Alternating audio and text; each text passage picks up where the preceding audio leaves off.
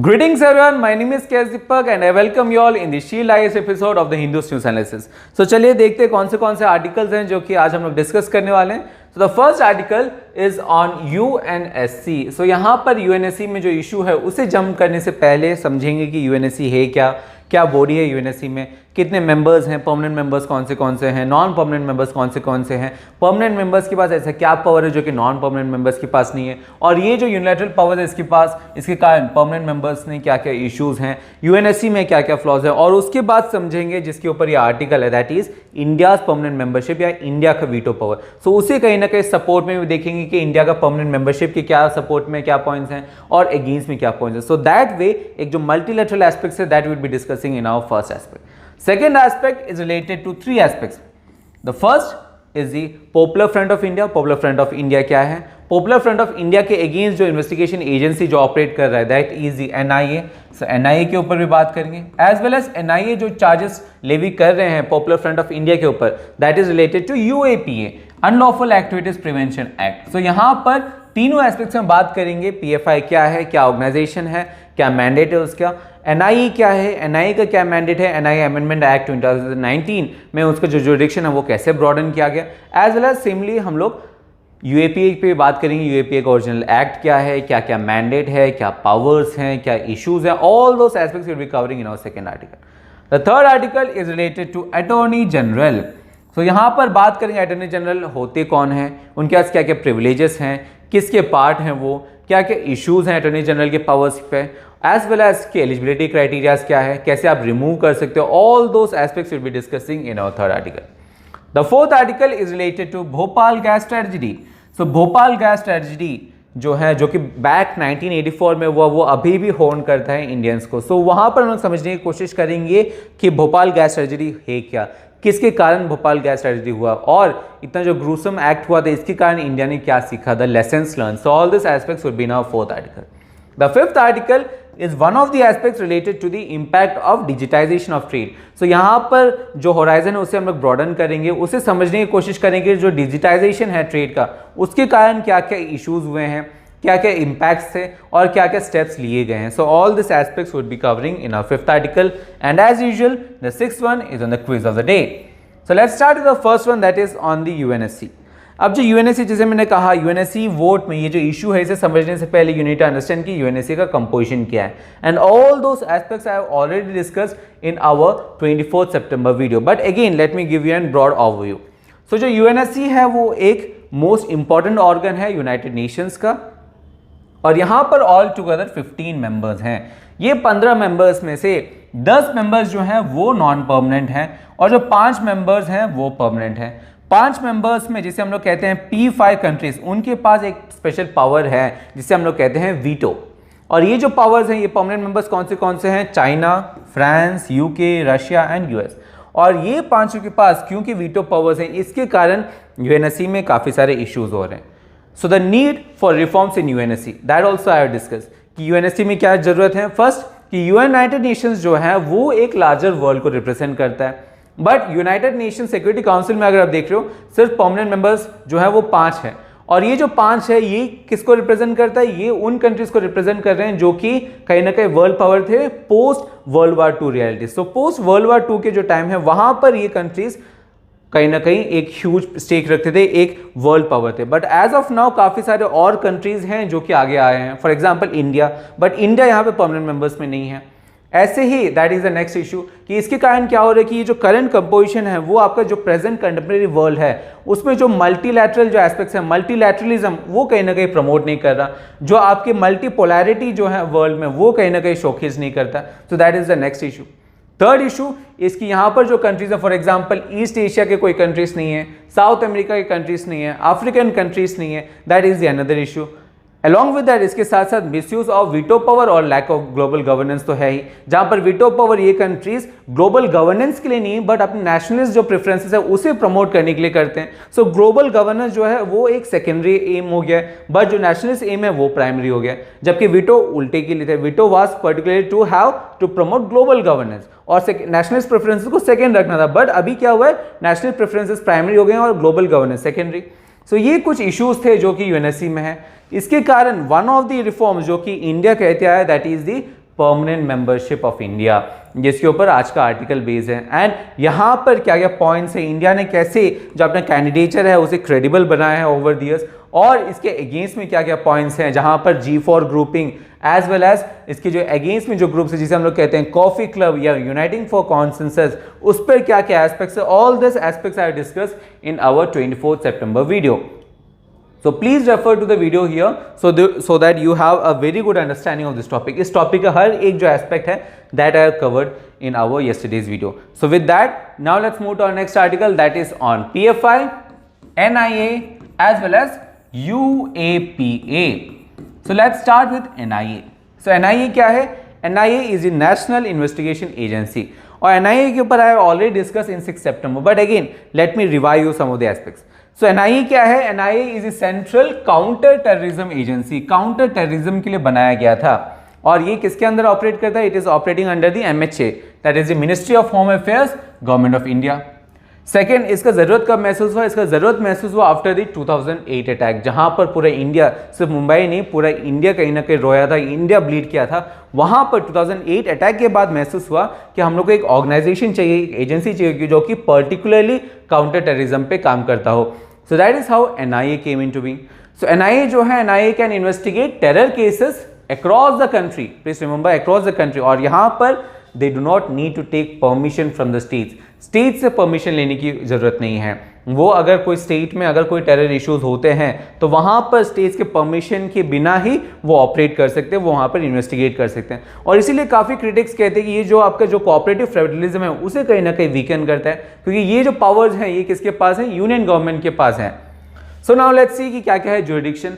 तो ज्यूरिडिक्शन की बात करें, जो लॉ है अंडर दिस एजेंसी, जिसके बेसिस पर ये एजेंसी ऑपरेट करता है, वो सिर्फ और सिर्फ इंडिया में नहीं बट ऑल्सो जो भी इंडियंस हैं जो कि इंडिया से बाहर भी वर्क करते हैं उनके ऊपर भी लागू होता है. फॉर एग्जाम्पल, कोई गवर्नमेंट सर्वेंट है जो कि इंडिया से बाहर पोस्टेड हैं, इराक में हो या ईरान में, कहीं पे भी अगर पोस्टेड हैं, और वहां पर अगर कोई वो टेरर रिलेटेड इश्यूज करते हैं तो वहां पर भी NIA इन्वेस्टिगेट कर सकता है. इसके अलावा अगर कोई शिप है जो कि इंडिया में रजिस्टर्ड है, शिप है या प्लेन है जो कि इंडिया में रजिस्टर्ड हैं, और वहां पर अगर कोई आदमी का ऑपरेट करता है, कोई टेरर रिलेटेड ऑफेंसेस क्रिएट करता है, तो वहां पर भी NIA इन्वेस्टिगेट कर सकता है.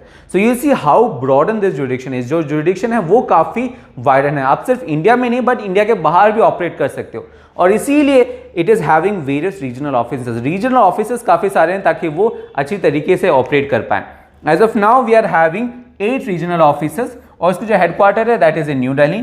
और रीजनल ऑफिसेस कहाँ है? रीजनल ऑफिसेस हैदराबाद में है, गुवाहाटी में, कोच्चि, लखनऊ, मुंबई, कोलकाता, रायपुर एंड जम्मू. तो ये सब जगहों में 8 जगहों में पर्टिकुलरली उनके पास रीजनल ऑफिसेस हैं, ताकि जो ये जो मैंडेट है, जो जुरिडिक्शन है, जो कितना वाइडन है, उसे कहीं ना कहीं वो इफेक्टिवली एग्जीक्यूट कर पाए. नाउ लेट्स सी कि क्या क्या थे अमेंडमेंट्स. तो एक मेजर अमेंडमेंट जो कि NIA एक्ट ऑफ 2008, जो ओरिजिनल एक्ट था वो NIA एक्ट ऑफ 2008 था, तो उस पे जो मेजर अमेंडमेंट हुआ है that is known as the NIA amendment act 2019. अब अमेंडमेंट एक्ट के बेसिस पर जो पहला चीज हुआ वो ये हुआ कि जो न्यू ऑफेंसेस है वो भी इंक्लूड कर दिए गए, जैसे कि ह्यूमन ट्रैफिकिंग भी वहां पर आप चेक कर सकते हो, काउंटरफेटिंग करेंसी भी चेक कर सकते हो, मैन्युफैक्चरिंग और सेल ऑफ प्रोहिबिटेड आइटम्स या जो एक्सप्लोसिव सब्सटेंसेस है उसे भी आपके अंदर ला दिया गया, as well as cyber terrorism. क्यों ये लाया गया? क्योंकि एज ऑफ नाउ जो टेररिज्म है वो एक आइसोलेटेड इवेंट नहीं है. Terrorism is having links to this offences. Human trafficking से रिलेटेड होते हैं या काउंटर फिटिंग करेंसी से रिलेटेड होते हैं, साइबर टेररिज्म से रिलेटेड होते हैं. सो यहाँ पर जो टेररिज्म है as of now, contemporary terrorism जो है वो एक आइसोलेटेड नहीं है but it is having links to these offences. और इसीलिए ये सब ऑफेंसेस को NIA के अंदर डाल दिया गया according to this amendment. Next issue की जो अमेंडमेंट है, जैसे मैंने स्टार्टिंग में कहा, अमेंडमेंट ने जो जुरिडिक्शन है वो भी एक्सपैंड किया. यहाँ पर जो इन्वेस्टिगेटिंग एबिलिटी है NIA का वो कहीं ना कहीं ब्रॉडन कर दिया गया. सिर्फ और सिर्फ इंडिया ही नहीं बट इंडिया से बाहर भी अगर कोई चीज़ इशू हो, कहीं पे भी इंडियंस हो, जहाँ बाहर जाके फॉर एग्जांपल नेपाल में जाके भी कोई अगर इंडियन कोई टेररिस्ट चार्जेस करते हैं, टेररिस्ट ऑफेंसेस करते हैं, तो वहाँ पर भी NIA इन्वेस्टिगेट कर सकता है. But the point here is कि वहाँ पर जाकर वो इंडियन लॉस लागू नहीं करेंगे बट इंटरनेशनल जो ट्रीटीज हैं उसके बेसिस पर वो ऑपरेट करेंगे. So India always respects international treaties. With that ये अमेंडमेंट के बेसिस पर एक जो मोस्ट इंपॉर्टेंट चेंज हुआ that was to build special codes. Special codes बनाने की बात की गई जहां पर वो ये जो ऑफेंसेस है अलॉन्ग विद टेररिस्ट ऑफेंसेस जो हैं उसे कहीं ना कहीं ट्रायल कर पाए, उसे कहीं ना कहीं वहां पर डिबेट कर पाए। और ये स्पेशल कोर्ट्स क्यों? क्योंकि जब भी बात करते हैं टेररिज्म रिलेटेड ऑफेंसेस में तो जो ट्रायल्स हैं वो स्पीडी होनी चाहिए, क्योंकि एविडेंसेस काफ़ी जल्दी मिट जाते हैं और काफ़ी बार जो इनोसेंट लोग हैं वो भी कहीं ना कहीं फंस जाते हैं इसमें। सो इसे कहीं ना कहीं हटाने के लिए एक स्पीडी ट्रायल मैकेनिज्म लाने के लिए स्पेशल कोर्ट्स भी ला दिया गया, but the power is under the central government. Please remember central government के पास पावर्स हैं according to this amendment. So these are the aspects related to NIA. अब बात करते हैं यूएपीए क्या है, जो कि है जिसके एक्ट के बेसिस पर ये पीएफआई के चार्ज किया जा रहा है। सो that is the UAPA. So UAPA is the abbreviation of unlawful activities prevention act. अब जैसे एनआईए में देखा कि जो ओरिजिनल एक्ट है वो 2008 का है, पर अमेंड करके we are having of NIA amendment act of 2019। Similarly UAPA का जो ओरिजिनल एक्ट है that is of 1967। So UAPA original act is 1967 और यूएपीए लाया गया after replacing various other preventive detention laws. For example जो टाडा था that is the terrorist and disruptive act, as well as there was another act known as POTA Prevention of Terrorism Act। so ये जो act थे ये कहीं ना कहीं repeal कर दिए गए और इसके बाद एक कॉम्प्रिहेंसिव एक्ट लाया जिसका नाम दिया गया यूएपीए। अब प्लीज रिमेंबर कि जितने भी एक्ट्स हैं यूएपीए, पोटा या टाडा, ये सब प्रिवेंटिव डिटेंशन के लिए है। मतलब अगर आपके ऊपर कोई शक है, शंका है कि आप कोई भी टेरर रिलेटेड ऑफेंसेस कर सकते हो, अनलॉफुल एक्टिविटीज कर सकते हो, तो स्टेट क्या कर सकता है? आपको डिटेन कर सकता है। So this is related to preventive detention, please remember that. Now ये जो एक्ट है ये स्पेशल पावर्स प्रोवाइड करता है, स्पेशल प्रोसीजर्स प्रोवाइड करता है ताकि हम लोग हैंडल कर पाए टेररिस्ट रिलेटेड ऑफेंसेस या टेरर रिलेटेड ऑफेंसेस से जो सब्सिक्वेंट इश्यूज हैं, जो अदर जो रेमिफिकेशन है उसे भी हम लोग कहीं ना कहीं मैनेज कर पाए। नाउ लेट्स सी, तो यहां पर जैसे मैंने कहा it is related to unlawful activities, but unlawful activities क्या होंगे? So according to this act unlawful activities वो एक्ट होते हैं, वो एक्टिविटीज होते हैं जहां पर कोई इंडिविजुअल भी हो सकता है या association. Please remember individual as well as association यहां पर है। अगर ये दोनों एस्पेक्ट जो हैं, अगर कोई एक्टिविटी करते हैं जहां पर जो इंटेंशन है, जहां पर जो सोच है that is to disrupt the territorial integrity and sovereignty of India, in that case उस एक्टिविटी को हम लोग कहेंगे अनलॉफुल एक्टिविटी। और यहां पर यूएपीए के अंदर आपके पास कैपेबिलिटी है कि आप सिर्फ इंडियंस ही नहीं but as well as foreign nationals को भी चार्ज कर पाए। अब यहां पर यूएपीए क्या करता है, जिसके ऊपर यूएपीए लगाते हैं, यूएपीए के बेसिस पर हम लोग कोई भी ऑर्गेनाइजेशन या आदमी के ऊपर हम लोग डेसिग्नेट करते हैं कि वो टेररिस्ट हैं। अब आप किस बेसिस पर किसी आदमी को या ऑर्गेनाइजेशन को टेररिस्ट आदमी या टेररिस्ट ऑर्गेनाइजेशन घोषित करोगे? So there are some conditions. क्या कंडीशंस है? अकॉर्डिंग टू दिस एक्ट जो यूनियन गवर्नमेंट है, please remember union government can proclaim और designate any organisation as an terrorist organisation कब? अगर it commits or participates in the act of terrorism or it prepares for terrorism या promote करे या involve हो terrorism में। इसके साथ साथ जैसे मैंने कहा यहां पर सिर्फ और सिर्फ ऑर्गेनाइजेशन ही नहीं, यहां पर हम लोग किसी आदमी को भी, कोई इंडिविजुअल को भी हम लोग डेसिग्नेट कर सकते हैं as an terrorist. So that is the wide nature of UAP act. अब यहां पर काफी सारे इश्यूज भी हैं, जैसे हम लोग ने देखा एनआईए अमेंडमेंट हुआ था 2019 में, वैसे ही यूएपीए का भी एक अमेंडमेंट हुआ इन 2019। सो उसमें काफी सारे इश्यूज थे। Let's see the first issue. The first issue is वेग डेफिनेशन ऑफ टेररिस्ट एक्ट। अब इसमें क्या इश्यूज हैं? जो ग्लोबली जो मैंडेट जो है, ग्लोबली जो डेफिनेशन है जो कि हर एक कंट्री यूज करता है that is of United Nations.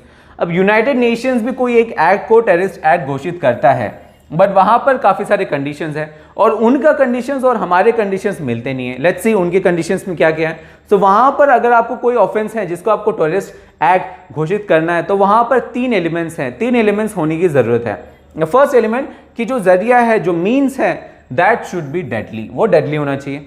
Second, क्योंकि टेररिस्ट एक्ट है तो वहां पर टेरर होना जरूरी है, डर होना जरूरी है। सो यहां पर जो इंटेंट है behind this act that must be to cause fear, fear होने की जरूरी है, फियर होना जरूरी है ताकि आप गवर्नमेंट को कोई स्टेप लेने से मना करो या गवर्नमेंट को कोई स्टेप लेने के लिए फोर्स करो। That intention of terror should be there.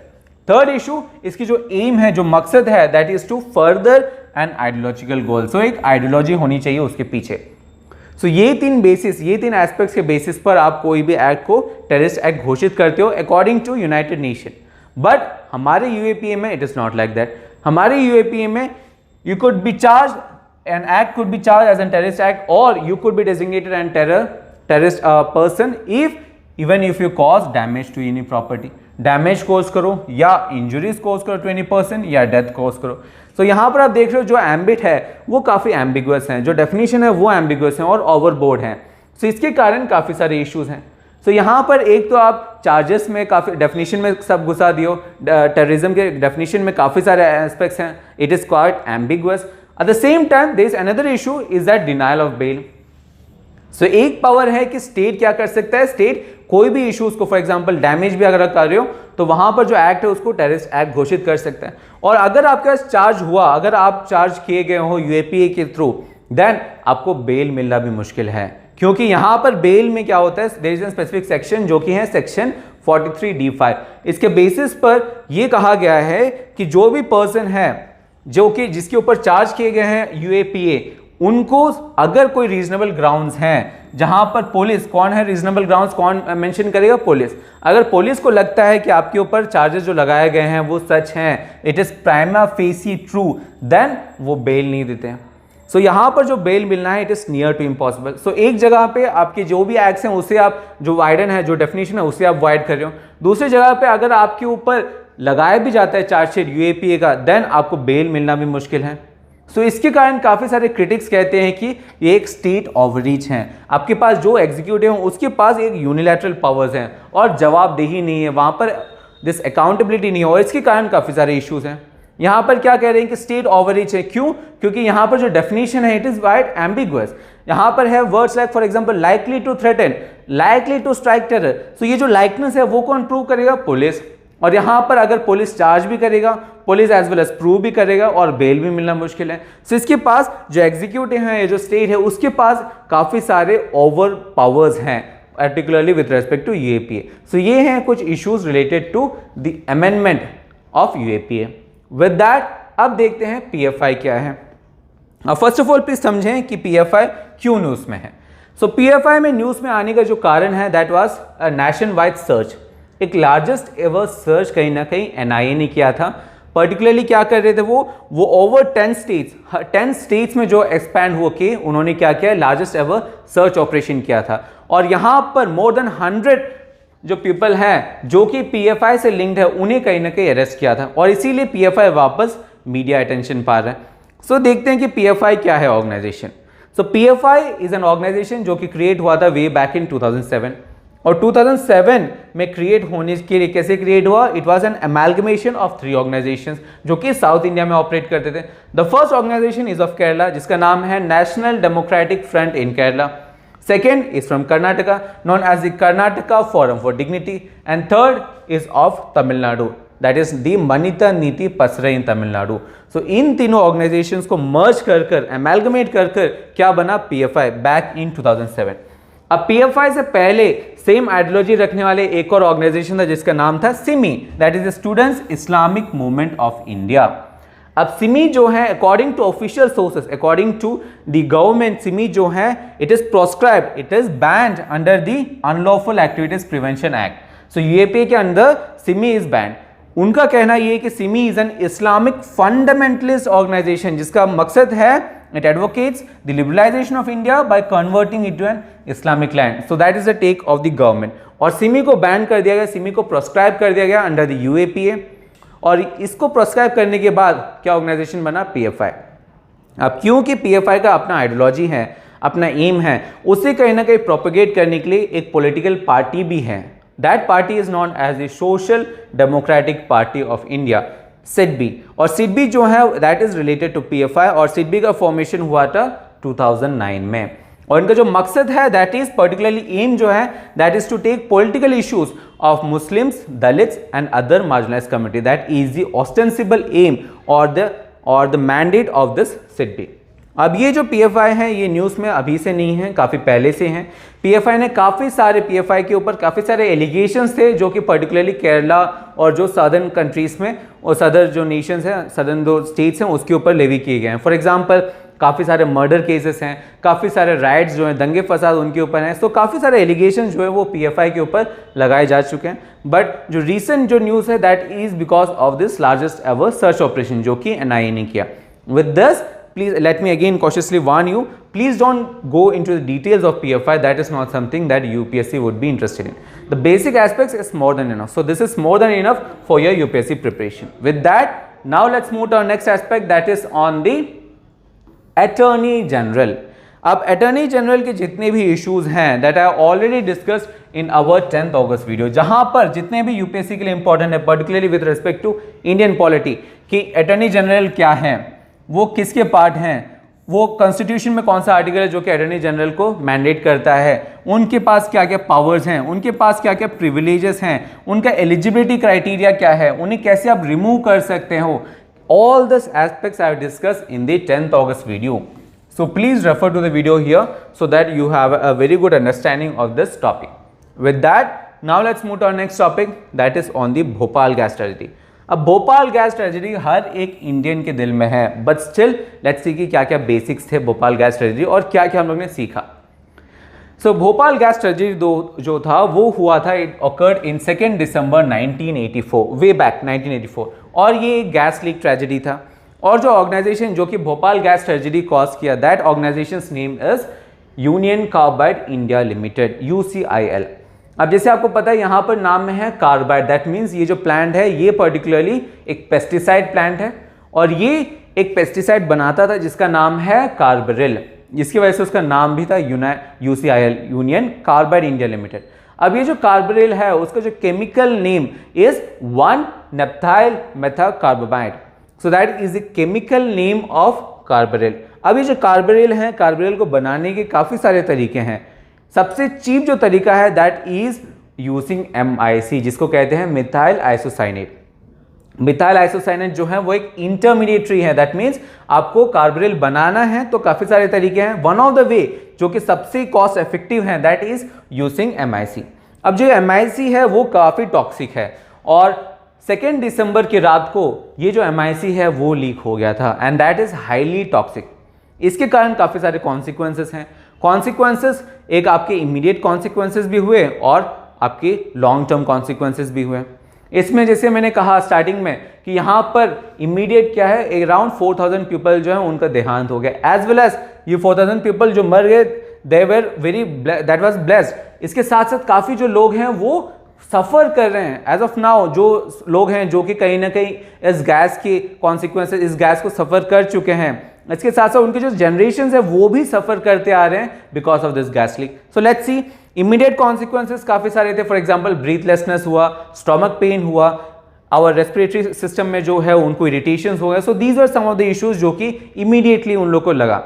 As well as long term issues भी थे. फॉर एग्जाम्पल जो आपका स्टिल बर्थ है या जो आपका न्यूनेटल मोर्टेलिटी रेट है, it went up by 300% and 200% respectively. So आप देख रहे हो कैसे जो लोग हैं वो कहीं ना कहीं उनका जनरेशन भी सफर कर रहा है बिकॉज ऑफ दिस. इसके साथ साथ बर्थ डिफेक्ट्स भी होने लगे, जिससे हम लोग टेक्निकल लैंग्वेज में कहते हैं कंजेंशियल मालफॉर्मेशंस. जो बच्चे हैं जो कि जन्म हो रहे हैं, जो कि कहीं ना कहीं ये भोपाल गैस ट्रेजेडी के सर्वाइवर्स हैं, उनके बच्चे क्या हो रहे हैं, उनमें कहीं ना कहीं माल फॉर्मेशंस हैं. किसी के हाथ नहीं है, किसी के पैर नहीं है, किसी के जो आपके फॉर्मेशंस है वो कहीं ना कहीं कंप्लीट नहीं हो. So that is something that is painstaking. इसके अलावा there is heightened rates of cancer और ट्यूबरक्लोसिस. कैंसर और ट्यूबरक्लोसिस के जो नंबर्स हैं वो भी रेट हो गए, वो भी डबल और ट्रिपल हो गए.